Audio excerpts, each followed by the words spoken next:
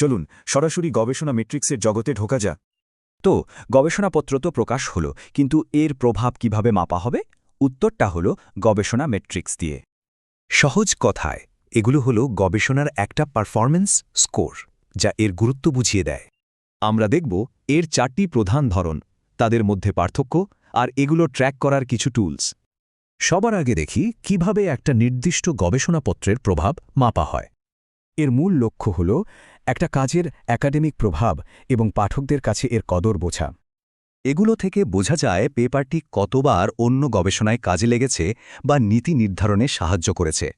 মানে বেশি ডাউনলোড মানে পাঠকের আগ্রহ অনেক, আর সাইটেশন প্রমাণ করে এর একাডেমিক গুরুত্ব।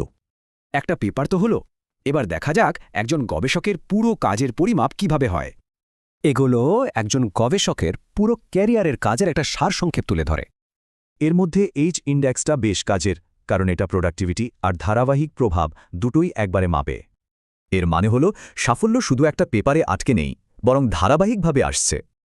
এবার আসি জার্নালের কথায়, মানে যে প্রকাশনাগুলোতে গবেষণা ছাপা হয় সেগুলোকে কিভাবে মাপা হয়। এটা গবেষকদের সঠিক জার্নাল বাছতে সাহায্য করে, আর প্রতিষ্ঠানগুলোও জার্নালের মান বুঝতে পারে।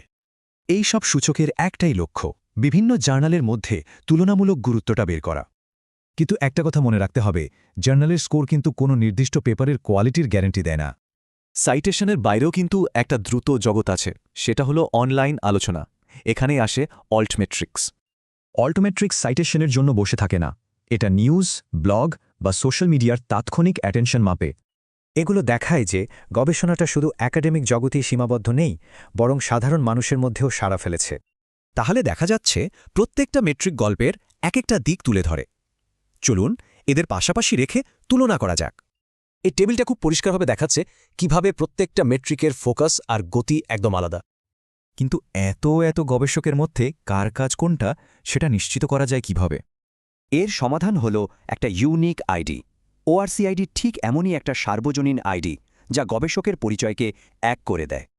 তাই ফান্ডিং হোক বা ক্যারিয়ারে এগোনো, প্রত্যেকটা মেট্রিকের আলাদা ভূমিকা বোঝাটা খুব জরুরি। এখান থেকেই একটা প্রশ্ন আসে, গবেষণার প্রভাব মাপার ভবিষ্যৎটা তাহলে কেমন হতে চলেছে?